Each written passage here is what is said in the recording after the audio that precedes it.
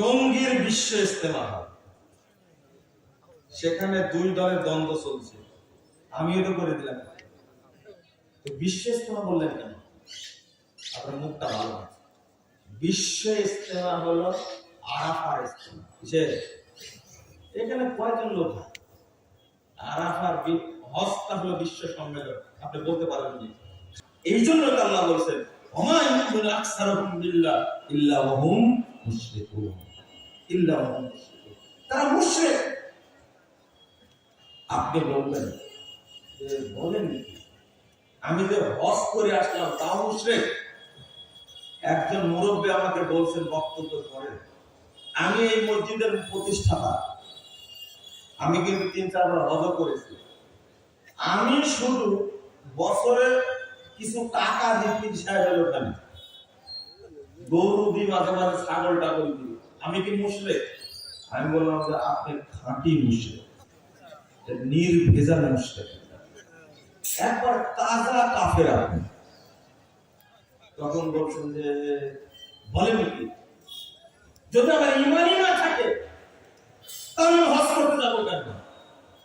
আমি বললাম 5 বার হজ করে আপনার এত দাপট, কিন্তু আব্দুল মুত্তালিব কয়বার হজ করেছিল? প্রত্যেক বছর হজ করত।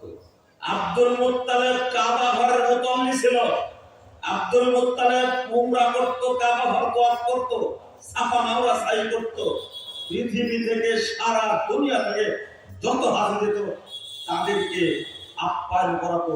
এত মর্যাদার অধিকারী আব্দুল মুত্তালিব।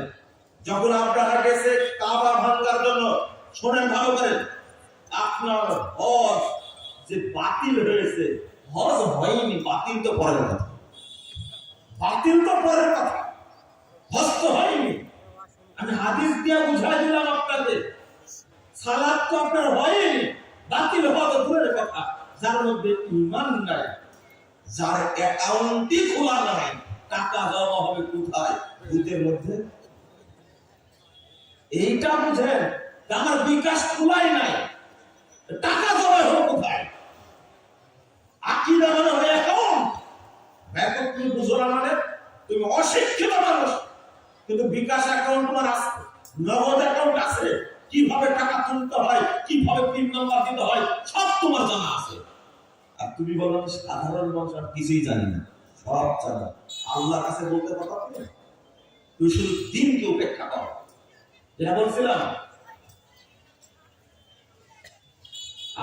আব্রাহা গেছে কাবা ভাঙতে, কিন্তু আব্রাহা লোকের আব্দুল মুত্তালিবের উটগুলো নিয়ে চলে গেছে। আব্দুল মুত্তালিব আব্রাহার কাছে গিয়ে বলছে, এ আব্রাহা, তোমার লোকেরা আমার উট চুরি করেছে, উটগুলো দিয়ে দাও। তখন আব্রাহা বলছে, আমি শুনেছি তুমি কাবার মুতাল্লি, মক্কার নেতা, আরবের প্রভাবশালী ব্যক্তি, আমি আসছি কাবা ভাঙতে আর তুমি আসছো উট নিতে। তখন বলছে, উটের মালিক আমি, কাবার মালিক আল্লাহ, আমার উটগুলো দেওয়া দেন, আমার টাকা পড়েনি, কাবার মালিক আল্লাহ, আল্লাহ দেখবেন কাবা। কি ঘটনা ঠিক হয়েছে? বলেন তো, আব্দুল মুত্তালিবের ঈমান আর আপনার ঈমান, দুজনের একটা কার বেশি ঈমান? বলেন তো আল্লাহ, কার ঈমান বেশি? অন্তত আপনি বলতে পারবেন, লজ্জা পাচ্ছেন তাই বলবেন না, তাই না? অন্তত আপনার ঈমানের চেয়ে অনেক বেশি পাওয়ারফুল ঈমান ছিল আব্দুল মুত্তালিব। এই আব্দুল মুত্তালিব আছে কোথায়? আবার ঠিকও বলছেন আপনারা, আব্দুল মুত্তালিব আছে কোথায়? জান্নাতে, তাই না? ঘি খাচ্ছে জান্নাতে, ঘি খাচ্ছে, মাখন খাচ্ছে। আব্দুল মুত্তালিব জান্নাতে গেছে এত ভালো কাজ করার পরে, আর আপনি বেদাতি মসজিদের মুতাল্লি হয়ে এত পাওয়া, একবার হজ করে এত পাওয়া, 2 বার উমরা করে এত পাওয়া। উমরা করেছেন তাই মুসলমান হয়ে গেছেন, সালাত প্রমাণ করেন আপনি মুসলমান, সিয়াম প্রমাণ করেন আপনি মুসলমান, হজ প্রমাণ করেন আপনি মুসলমান। আপনাকে মুসলিম প্রমাণ করতে হলে ঈমানদার কিনা এটা প্রমাণ করা হবে। আবু তালেব যতদিন বেঁচে ছিল ততদিন মুহাম্মদ সাল্লাল্লাহু আলাইহি ওয়াসাল্লামের উপরে সাহসের ধমক দেওয়া। আবু তালেব এত ভালো মানুষ ছিল, আবু তালেব এত ভালো মানুষ ছিল, আল্লাহ রাসূলকে সাল্লাল্লাহু আলাইহি সাল্লাম তাকে হেফাজত করতেন, নিরাপত্তা দিয়েছিলেন।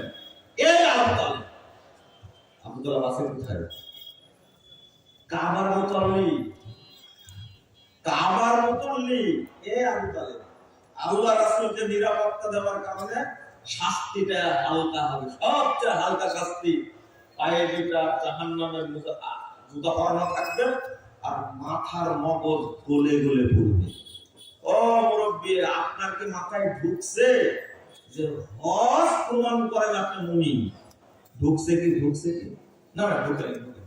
আপনি হজ করে মনে করেছেন যে আমি তো জান্নাতে চলে গেছি, তাই না?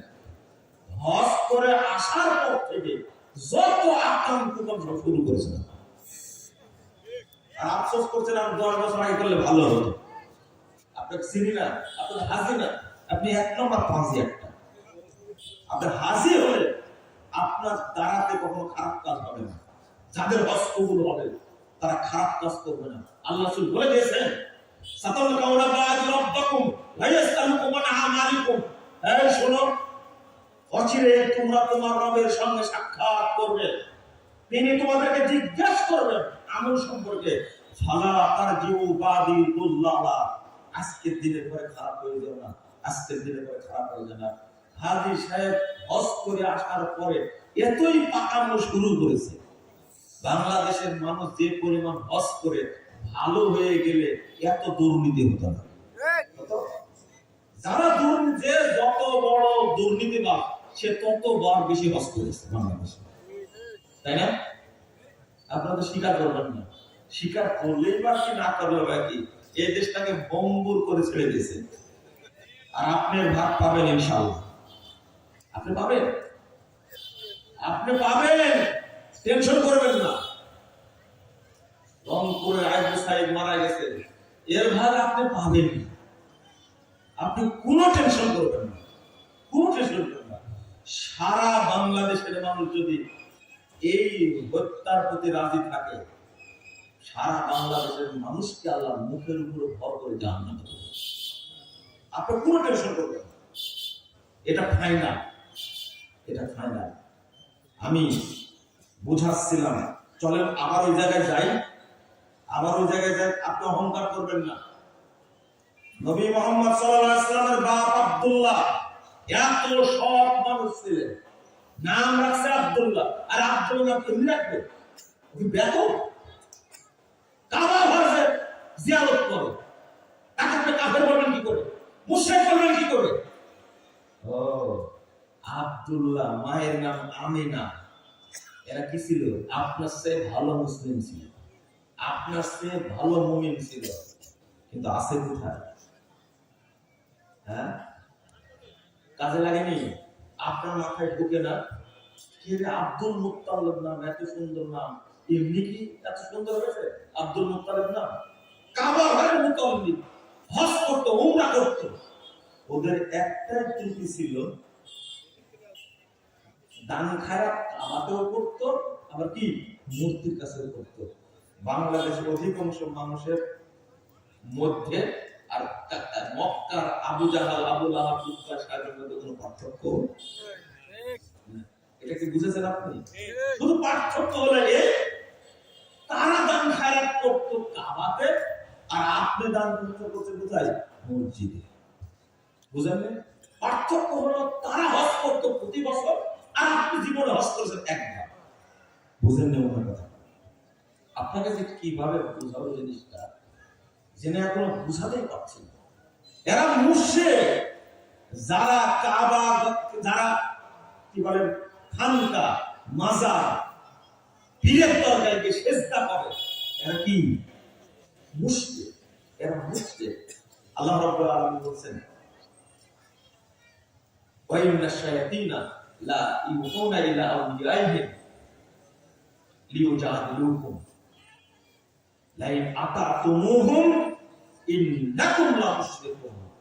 যদি এই সমস্ত মুশরিকদের আনুগত্য আপনি করেন, 121 নম্বর আয়াত সূরা আনআম, আল্লাহ বলেন, এই যারা পূজা করে মানুষকে মুশরিক বানাচ্ছে, বুঝবেন না আপনারা, শেখ সাহেবের মূর্তিগুলোকে ভেঙে 1 মিনিটে গোটা দেশ থেকে চুরমার করে দিয়েছে। 1 মিনিট 1 ঘন্টা লাগছে চুরমার করে দিয়েছে। 5 আগস্টের আগে যদি কেউ বলতো শেখ মুজিবের মূর্তি ভাঙতে হবে, এই কথা বললে বা আয়না ঘরে নিয়ে গুম খুন করে কিয়ামত পর্যন্ত পাওয়া যেত না। কিন্তু 5 তারিখের পরে সারা দেশ থেকে 1 নিমিষে সমস্ত মূর্তি ভেঙে চুরমার করে দিয়েছে। এটি জাতা টাকা দামের মূর্তি দেবে আল্লাহ কিভাবে বলবো। শুধু পদ্মা সেতুর 2 পাশে 2 মূর্তি তৈরি করতে মাত্র 117 কোটি টাকা খরচ। কত কোটি? 117 কোটি টাকা খরচ করেছে 2টা মূর্তি। যে পাথর দিয়ে তৈরি করা হয়েছে অল্প সহজে অল্প আঘাতে মূর্তি ভাঙবে না, কিন্তু ভাঙতে সময় লাগেনি। গোটা বাংলাদেশ থেকে আরো সেনাকুঞ্জের মূর্তি ছিল, সেটা এত দামি ছিল, এত সুন্দর করে মানে শক্ত করে বানানো ছিল যে কিয়ামত হয়ে গেলে মূর্তি থেকে যাবে। আপনার এরকম ছিল, কিন্তু কিন্তু কি আচ্ছা মাজার ভাঙতে কি সময় লাগবে? ভাঙেননি কেন? ভাঙেননি কেন? বুঝতে হবে ইসলামের কারণে ভাঙবেন না। বুঝেন কথা? শেখ মুজিবের মূর্তিকে কেউ সেজদা দিয়েছে এরকম আমি পাইনি। পাইছেন আপনারা কেউ? হ্যাঁ, এরকম আমি পাইনি। থাকতে পারে যে শেখ মুজিবের মূর্তি খাড়া করা আছে, ওখানে গিয়ে মানুষ সেজদা দিচ্ছে, কিন্তু বাংলাদেশে লাখ লাখ মাজার আছে, সেখানে গিয়ে ইমানদার মুসল্লিরা টুপি মাথায় দেয়া নামাজি হজ করা কোটি কোটি মানুষ সেখানে সেজদা দেয়। এই মূর্তি ভাঙার আগে মাজার ভাঙাটাকে ফরজ ছিল। তাহলে আপনি ক্ষোভে ভাঙছে, ইমানের কারণে ভাঙেননি। ঠিক তালেবানদের মতো। কাদের মতো? তালেবানরা সব বৌদ্ধ মূর্তি ভেঙে খ্রিস্টানদের মূর্তি ভেঙে চুরমার করেছে, কিন্তু মাজার একটাও ভাঙেনি, বরং মাজার গুলো এখন তাজা হয়েছে। পীর পূজারীরা কবর পূজারা মনে করছে যে ভালো একটা সরকার পাইছে আমরা। এবার উত্তর দেন আপনার, মূর্তি ভাঙা ফরজ আগে জরুরি না মাজার ভাঙা জরুরি? মাজার ভাঙা জরুরি। ভাঙেননি আপনারা। তাহলে আপনারা কোন আকীদার মুসলমান? কোন আকীদার মুসলমান বুঝেননি মনে হয়, তাই না? বাংলাদেশে যদি ইসলামী দল ক্ষমতায় আসে, এখন তো লেগে গেছে, খুব সুন্দর লাগছে। এই যে তবলিগের 2 গ্রুপে লাগছে। গতকালকে হেফাজত থেরাপি, তবলিগ থেরাপি দেওয়া লাগছে। ঢাকা এতই জ্যামের জ্যাম, 7 গ্রুপকে অবাঞ্ছিত ঘোষণা করবে বাংলাদেশ থেকে। এই জন্য জুবায়ের গ্রুপের সব মোল্লা এক জায়গায় গেছে, সবাই একটা শোডাউন দেখা যেত। আমরা আছি টঙ্গীর মাঠে, আমরাই থাকবো, কেউ থাকবে না। আজকে 7 গ্রুপের হুজুর কাকরাইলের খতিব বলছে তাদের সঙ্গে আমাদের বহাস হবে, প্রশাসন উপস্থিত থাকবে, ওরাই লাগছে। এই জায়গা মনে হয় আপনারা বহাস করেছিলেন, তাই না? হয়েছিল বহাস? হ্যাঁ, বহাস করেছেন আপনারা, তাই না? এখন বহাস তারাই করছে। 2 পর্বে ইস্তেমা করবে, অবাঞ্ছিত ঘোষণা করেছে। আর সাহেবকে যে গালি দিচ্ছে এত সুন্দর ভাষায়। হেফাজতের আমির বলছেন জামাত ইসলাম কোন ইসলামী দল নয়।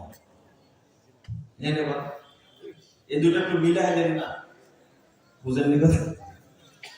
বলছে জামাত ইসলাম ক্ষমতায় আসলে তারা মওদুদের ইসলাম প্রতিষ্ঠা করবে।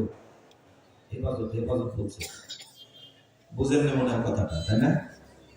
আপনার কি মনে হয় যে বাংলাদেশে এই ইসলামী দলগুলো ক্ষমতায় আসলে তারা ইসলাম প্রতিষ্ঠা করবে? না না, মারামারি প্রতিষ্ঠা করবে। কি করবে? মারামারি, ভূতাভূতি প্রতিষ্ঠা করবে। এই জন্য আল্লাহ হাসানা পাঠায় মাঝে মাঝে। কাকে পাঠায় আল্লাহ? তোরা হুজুররা ঠিক না, মন্দির ঠিকই পাহারা দিলেন। আকীদা শুনেন, মন্দির ঠিকই পাহারা দিলেন, কিন্তু আহলে হাদিস মসজিদও ভেঙে দিলেন, ভাঙেনি? লা ইলাহা ইল্লাল্লাহ। শুনেন আকীদা, কত সুন্দর আকীদা আপনার। ব্রাহ্মণবাড়িয়া মসজিদ তৈরি করবে ভাইরা, আহলে হাদিস ভাইরা মসজিদ 21 সালে প্রতিষ্ঠা করেছে। সাফারা মসজিদ ছিল, ভেঙে গেছে, 3 তলা ভিত্তিতে মসজিদ করবে। মসজিদ ভেঙে ভাঙার পরে ব্রাহ্মণবাড়িয়ার দেওবন্দি হুজুরগুলো এই মসজিদ দখল করেছে, ঘোষণা দিয়েছে ব্রাহ্মণবাড়িয়ার মাটিতে আহলে হাদিস কোনো মসজিদ হবে না। গত কয়েকদিন আগে লক্ষ্মীপুরের রামগঞ্জে একটা ছেলেকে মসজিদের মধ্যে ধরে শুধু আমিন বলার কারণে এমন পিটাইছে, এমন আঘাত করেছে, সে মুমূর্ষ অবস্থায় হাসপাতালে ভর্তি। আপনি কি ভাবতে পারেন? আর ঐক্য করবেন আপনি, তাই না? আমাদের লোকজন তেমন নাই। জামাত ইসলাম আর হেফাজত দুইটা মিললেই খালেদা হাসিনার দৌড় দিয়ে এমনি করে থাকে। আপনার যদি ঐক্য হন তাহলে যথেষ্ট, আমাদের দিয়ে কোনো কাজ হবে না। দুইটা মিলেন তো, আর সাদগুর বা জুবাইর মিলেন তো দেখি পারেন কিনা, দেখি পারেন কিনা। সাদগুর বা ইহুদিদের দ্বারা তারাই বলছে, আমাদের উলামা একরাম বহু আগে বলে গেছেন, এখন ইনারা এখন বলছে। কথা বুঝতে আহলে হাদিসটা আগে বুঝিয়ে। সাদ সাহেবকে আপনারা এত ভক্তি করেছেন, কেন ভক্তি করেন? নিজামুদ্দিন মাজারে গিয়ে পূজা করেন, তাবলীগের রীতি কি মাজার পূজা করা? কেন পূজা করেন নিজামুদ্দিনে গিয়ে? তাবলীগের ভক্তরা ও জুবাইর গ্রুপ এতদিনে বুঝতে পারছেন, তাই না? আহলে হাদিস আজকে 50 বছর আগে বুঝেছে। আপনার বুঝতে দেরি হলো কেন? আজকে বঞ্চিত হলেন কেন? কেন বলছেন আজকে? ও আহলে হাদিসরা আগে বললে দোষ হয়, তাই না? লা ইলাহা ইল্লাল্লাহ। আমি বলছিলাম যাই করেন না কেন জীবনে, আকীদা ঠিক না হওয়া পর্যন্ত কোন আমল আল্লাহর দরবারে কবুল হবে না। এটাই বাস্তবতা। আপনি যাবেন কোথায়? রাসূল সাল্লাল্লাহু আলাইহি ওয়াসাল্লাম বক্তব্য দিচ্ছেন, এক সাহাবী প্রশ্ন করেছেন, 203 নম্বর হাদিস সহিহ মুসলিমের মধ্যে এসেছে। আল্লাহ রাসূলকে জিজ্ঞেস করতেন, আইনা আবি ইয়া রাসূলুল্লাহ, আল্লাহ রাসূল বলেন তো আমার বাপ এখন কোথায় আছে? আমার বাপ কোথায় আছে? তখন বলেছে ফিন্না। আল্লাহ রাসূল বলেন তোমার বাপ জাহান্নামে আছে। লোকটা কষ্টে চলে যাচ্ছে, ঘাড় ঘোরায়। বাপ যদি জাহান্নামে থাকে তাহলে আমার জান্নাতে যাই লাভ কি? ভাব না, তাই না? তাহু আল্লাহ রাসূল তাকে ডাকলেন, শোনো শোনো, ইন্না আবি ওয়া আবাকা ফিন্নার। তুমি চলে যাচ্ছ কেন? আমার বাপও বাপ জাহান্নামে, তোমার বাপও জাহান্নামে। আল্লাহর নবী সাল্লাল্লাহু আলাইহি ওয়াসাল্লাম কত বড় মানুষ, তিনি বলছেন আমার বাপ জাহান্নামে আছে, তোমার বাপ জাহান্নামে আছে। অথচ নাম আব্দুল্লাহ, কি সৎ মানুষ, ভালো মানুষ। আপনি বুঝবেন না। মা আমিনা, মা আমিনা ও গান তো খুব গাইলেন আমিনার নাম দিয়ে, তাই না? দেখা মেলার মায়ের কোলে দোলে শিশু ইসলাম দোলে। তারপর কি হাসি মুখে কচি মুখে শাহাদাতের বাণী শেষ। এত বড় মিথ্যা কথা বললেন আপনি, হ্যাঁ? শাহাদাতের বাণী কি কোলে থেকে শুরু করেছিলেন?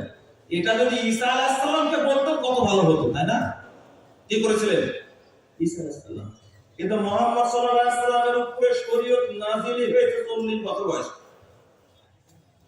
শাহাদাতের বাণী কই পেলেন? বুঝেন মনে কথা, তাই না? এটা আজকে আবার সমালোচনা করে না করেন। আমি তো আপনার ভূত না, যা বলবেন তাই মেনে নিব। শাহাদাত পেলেন কোথায়?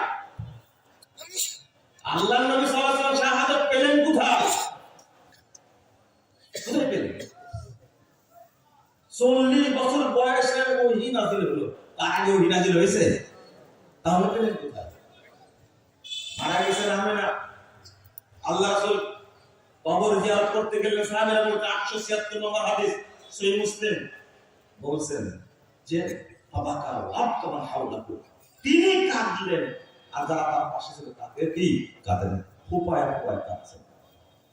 আল্লাহ রাসূল বলছেন আমি আমার রবের কাছে ইস্তেগফার করছি, আন আযুরা কবরাহা, আমি আমার মায়ের কবর জিয়ারত করার জন্য আল্লাহর কাছে অনুমতি চাইলাম। আস্তাগফিরুল্লাহ, তারপরে তাই বললাম ক্ষমা করেন, ক্ষমা চাইব, ভালো জানলি, কিন্তু আমাকে অনুমতি দেওয়া হবে না। এরপরে বললো আমাকে জিয়ারত করার অনুমতি দিন, আমি জিয়ারত করতে গেলাম। আমি না খারাপ মানুষ ছিলেন, কোন প্রমাণ আছে? জিয়ারত করতে পারলেন না কেন? কেন পারলেন না? একটাই কারণ, একটাই কারণ। শোনেন, কুফরি তো চলবে না, শিরিক তো চলবে না। ইসলাম আর শিরিক, তাওহীদ আর শিরিক, তাওহীদ আর তাগুত একসঙ্গে মিশ্রণ চলবে। এটা আরো বড় হারাম, এটা আরো বড় হারাম। আজকে বাংলাদেশের লোকজন খুব সুন্দর একটা রাষ্ট্র প্রতিষ্ঠা করবেন, সেই রাষ্ট্রটা হবে আমেরিকার মতো। কার মতো? দেখছেন, আমেরিকার মানুষ হাতে মাতাল কালে ঠিক। হ্যারিসকে ভোট দিলে না, কাকে ভোট দিছে? পুরুষ মানুষে। আর আপনারা মুসলমান, আপনারা কি মুসলমান, তার পিছনে চলেন আপনারা। আমেরিকার লোক তাই মহিলার পিছনে চলে না, চিন্তা করতে পারছেন? ঠিকই আগে হিলারিকে ফেল করা ট্রাম্প জিতলো, এবার কমলা হ্যারিসকে জিতা ট্রাম্প জিতলো, কিন্তু মাঝখানে বাইডেন ঠিকই এসেছিল, ভোট ঠিকই দিয়েছিল। এর নাম হলো আমেরিকা, যাতে মাতাল কাল ঠিক। আপনি বুঝবেন না, দেখা হিন্দু খ্রিস্টান অমুসলিম তারা ছুটে পিছনে পুরুষের পিছনে, আর আপনারা মুসলিম হওয়া সত্ত্বেও ছুটেন কার পিছনে? ওদের তো অনেক ভালো না আপনারা? অনেক ভালো। দুই নম্বর আরেকটা হলো যে আমেরিকা, সিঙ্গাপুর, অস্ট্রেলিয়া, কানাডার মতো রাষ্ট্র করতেছেন আপনারা, তাই করতেছেন, তাই না? খুব ভালো হবে, আমেরিকার মতো করলে ভালো হবে। ছেলে মাকে ধর্ষণ করে, আর ভাই বোনকে ধর্ষণ করে, ভালো হবে না? হ্যাঁ, জেনা ব্যভিচার ছাড়া তাদের কোনো নীতি ওই বাংলাদেশ না। এই বাংলাদেশ করবেন কি করে? করবেন কি করে? এখান থেকে একটু নেবেন, এখান থেকে একটু নেবেন, কিছু ইসলামের নেবেন আর কিছু কি বাতিল থেকে নেবেন, নিয়ে খুব সুন্দর একটা কি রাস্তা তৈরি করবেন। আল্লাহ বলছেন, দেখো তারা বলে যে শরীয়তের কিছু অংশ নিব আর কিছু অংশ প্রত্যাখ্যান করব, আর দুইটা মিলে একটা সুন্দর রাস্তা তৈরি করব, সুন্দর রাস্তা। আল্লাহ কি বলছেন জানেন? উলাইকা হুমুল কাফিরুনা হাক্কা, এরাই হলো অরিজিনাল কাফের।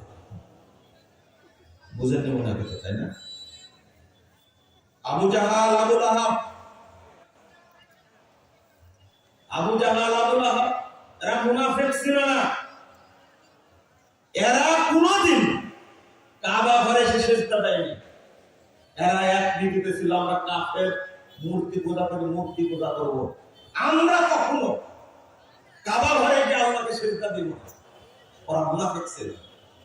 কিন্তু বাংলাদেশের আমরা আল্লাহকেও সেজদা করি, মাজারে গিয়েও সেজদা করি, মসজিদেও দান করি, মাজারেও দান করি, মক্কাতেও যাই, মন্দিরেও যাই, করি না আমরা? এইটা হলো আল্লাহর কাছে সবচেয়ে জঘন্য। আল্লাযী জাআলা মা'আল্লাহি ইলাহান আখার ফাতুলকা ফি জাহান্নাম মালউমান মাদহুরা। আল্লাহ বলেন, যে ব্যক্তি এক আল্লাহর সাথে অন্যকে এক করবে, ইসলামে হক, ইসলামের পরে যা কিছু সব বাতিল। ইসলাম হক, গণতন্ত্র হক না বাতিল? বলেন বাতিল। সমাজতন্ত্র, জাতীয়তাবাদ, ধর্মনিরপেক্ষতাবাদ, পুঁজিবাদ সব কি বাতিল। আপনারা বলতে পারবেন না, আপনারা বলতে পারবেন না। কিন্তু আল্লাহ যে বলে দিচ্ছেন, ইন্নাদ দীনা ইনদাল্লাহিল ইসলাম, আপনাকে আকীদা পোষণ করতে হবে এই মর্মে, ইসলাম ছাড়া অন্য কোন ধর্ম, থিওরি, দর্শন, ইজম, তরিকা, মাযহাব একটা হক না, সব বাতিল। আল্লাহ বলেন ফামাযা বাদাল হাক্কি ইল্লা দালাল, হকের পরে বাতিল ছাড়া কি আছে? অর্থাৎ বাতিল, অন্যগুলো সব বাতিল। আপোষ চলবে তাওহীদের সাথে, তাগুতের আপোষ চলবে? চলবে না। আপনারা মেনে নেবেন না, চলবে না। শুধু ইসলামকেই মানতে হবে, অন্য কোনো কিছুর কাছে আত্মসমর্পণ করা যাবে না, যাবে না, কোনোভাবেই করা যাবে না। কিন্তু আমাদের অবস্থাটা খুবই জটিল, খুবই কঠিন। আমরা এই অবস্থা থেকে যেদিন আমরা বেরিয়ে আসতে পারবো ইনশাআল্লাহ, ইনশাআল্লাহ, ইনশাআল্লাহ, সেই দিন আমার পক্ষ থেকে রহমত নাযিল হবে। কিন্তু এই যে মিশ্রিত আকীদা থাকলে আল্লাহর পক্ষ থেকে রহমত নাযিল হওয়ার কোনো উপায় নাই। শেষে একটু আমলের ব্যাপারে একটু কাজ দেয় আপনাদেরকে। সেটা হলো, প্রশ্ন আছে অল্প, যেটা শুরুতে বুঝাতে চাচ্ছিলাম, একটু খেয়াল রাখবেন আপনারা যেন সব আমলের সাথে বেদাতি আমল যেন মিশ্রিত না হয়। মনে থাকবে আপনাদের? যেমন সালাত, সব আমলের সাথে বেদাত মিশ্রিত হওয়ার সাথে সাথে আমল কি হয়ে যাবে? বাতিল হয়ে যাবে। আল্লাহ বলেছেন ইলাইহি ইয়াসআদুল কালিমুত তাইয়্যিব ওয়াল আমালুস সালিহ তাউযু, আল্লাহর কাছে পৌঁছে সব আমল এবং পবিত্র কথা। আল্লাহ বলেছেন যে ওয়াকাদিমনা ইলা মা আমিলু মিন আমালিন ফাজআলনাহু হাবাআন মানসুরা। এই সময় আছে তুফান। আল্লাহ বলেছেন যে তাদের আমলগুলো আমি দেখতে যাব, অতঃপর আমলগুলো নষ্ট করে দেব। আজকে সালাত নষ্ট হওয়ার পিছনে কারণ কি? সালাত পড়েন, অবৈধ কাজ ছাড়তে পারেন না, তার কারণ কি? সালাত কবুল হয় না। সালাত কবুল হয় না।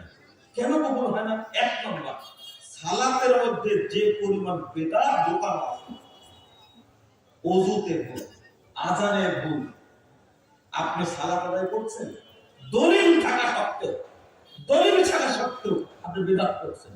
যেমন আপনি সালাত পড়ার সময় জায়নামাজে দাঁড়িয়ে যাচ্ছেন, একটা দোয়া পড়ছেন, কোরআনের আয়াত পড়ছেন, ইন্নী ওয়াজ্জাহাতু ওয়াজহি লিল্লাযী ফাতারাস সামাওয়াতি ওয়াল আরদ, এই আয়াতটা জায়নামাজে দাঁড়িয়ে পড়েছেন আল্লাহ রাসূল সাহাবীরা, এগুলো দলিল আছে?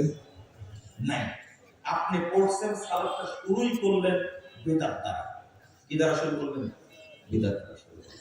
মুরব্বি বলে দিয়েছে ডান পায়ের বুড়া আঙ্গুল যেখানে থাকবে সালাত শেষ করা পর্যন্ত ওখানে রাখতে হবে, সরানো।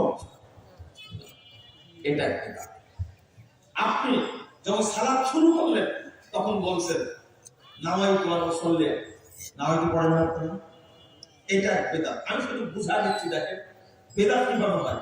ইমাম সাহেব সালাত আদায়ের সময় সে তো ইমামতি করবে, একটা পাগড়ি বেঁধে দেবে, সালাত পাগড়ি বেঁধে সালাত আদায় করতে হবে, এই মর্মে কোন দলিল নাই সহিহ, এটা একটা বেদাত, যা আছে জাল হাদিস। এরপর ইমাম সাহেব বলছেন কাতার সোজা করি, মোবাইল বন্ধ করি, উভয়ের মাঝে 4 আঙ্গুল ফাঁক রেখি। এই যে হাদিসে আসছে পরস্পরের মুসল্লিরা পায়ে পা, কাঁধে কাঁধ মিলে একবার ফাঁক বন্ধ করে দাঁড়াবে। কি বন্ধ করে? ফাঁক বন্ধ করে দাঁড়াবে। আল্লাহ রাসূল বলেছেন মান সাত্তা ফুরজাতাল বিসাফ রাফাআল্লাহু লাহু দারাজা ওয়া বানা লাহু বাইতান ফিল জান্নাহ। যে ব্যক্তি ফাঁক বন্ধ করে দাঁড়াবে তার মর্যাদা আল্লাহ সম্মান বৃদ্ধি করে দেবেন এবং জান্নাতে তার জন্য একটা ঘর তৈরি করবেন। কত হাদিস আসছে, কিন্তু হাদিসটাকে আপনি বাদ দিয়ে দিলেন, এখানে 4 আঙ্গুল ফাঁকের একটা বিদআত তৈরি করলেন। এটা একটা বিদআত, আমল কবুল হওয়ার সম্ভাবনা নাই। নাই। ওযু করছেন, ওযুর শুরুতেই বলেছেন বিসমিল্লাহির রহমানির রহিম, আল ইসলামু হাক্কুন ওয়াল কুফরু বাতিলুন, আল ঈমানু নূরুন ওয়াল কুফরু যুলমাতুন। ওযু বাতিল, ওযু বাতিল। এক মুরব্বি বলছেন এত বড় দোয়া তাও জাল। আমি বলি যে আপনার জন্যই তৈরি করেছে, যেন আপনি মনে করেন বড় দোয়া জাল হয় না, বড় দোয়া জাল হয় না। টোটালি মানুষের তৈরি করা। হাদিসে আসছে শুধু বলুন বিসমিল্লাহ। কি বলবে? বিসমিল্লাহ। একটু কানে ঢুকায় নেন তো কথাটা, কানে কথাটা ঢুকায় নেন যে কোরআনের আয়াত বিসমিল্লাহির রহমানির রহিম 114টা জায়গায় ওযুর সময় যদি বিসমিল্লাহির রহমানির রহিম বলেন বিদআত, বিদআত হবে। শুধু বিসমিল্লাহ বলতে হবে। কি বলতে হবে? বিসমিল্লাহ। এটাই সুন্নাহ। আর যত বড় দোয়া তৈরি করেছে ওযু বাতিল হবে না। বলছে খালি গায়ে ওযু করবেন না, এক বিদআত। দাঁড়িয়ে ওযু করবেন না, এক বিদআত। মাজা হেলে ওযু করবেন না, এটা এক বিদআত। ওযু করার সময় উঁচু জায়গায় বসবেন, এটা এক বিদআত। কিবলামুখী হয়ে বসবেন, এটা এক বিদআত। আপনি কি বুঝতে পারছেন? এগুলো সব ওযুর বিদআত। কিসের? ওযুর বিদআত। সি সি সি। অথচ এত শর্ত নাই। আরেক বিদআত হলো ওযুর অঙ্গের পানি যেন বদনার মধ্যে না পড়ে। আল্লাহ রাসূল নিজেই বদনার মধ্যে হাত ঢুকায় পানি তুলে ওযু করতেন, তাহলে বদনা তো পড়তো না। এগুলো কেন কেন জানেন? যেমন জোহরের আলাদা নিয়াত, আসরের আলাদা নিয়াত, ফজরের আলাদা নিয়াত, ইশার আলাদা নিয়াত, মাগরিবের আলাদা নিয়াত, মাগরিবের সুন্নাতের প্রথম শেষ 2 রাকাতে আলাদা নিয়াত, এরপরে 6 রাকাত সালাতুল আওয়াবিন এর জন্য আলাদা নিয়াত, ফজরের আলাদা নিয়াত, ফজরের সুন্নাত আলাদা নিয়াত, বিতরের আলাদা নিয়াত, তারাবির আলাদা নিয়াত, জানাজার আলাদা নিয়াত, ঈদাইনের আলাদা নিয়াত। সব বিদআত। সব কি? এতগুলো নিয়াত মুখস্থ করতে মুসল্লি বলছে আমি পারবো না, নামাজও পড়ব।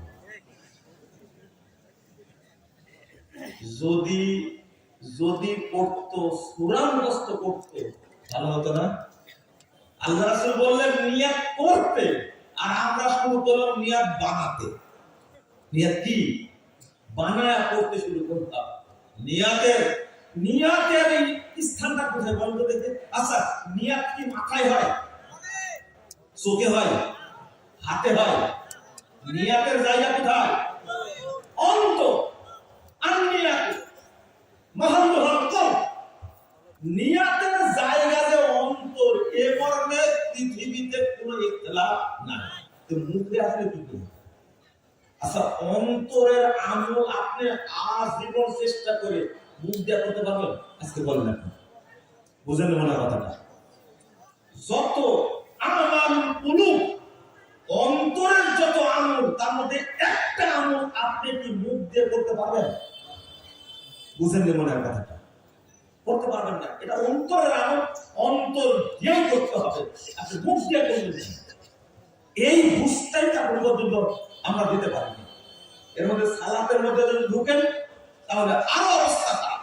বন্ধুরা আমার, আমি আর কথা বলবো না, শুধু উদাহরণ দিলাম আর বললাম খবরদার যে কোনো আমল করার সময় যেন বেদাত না ঢুকে।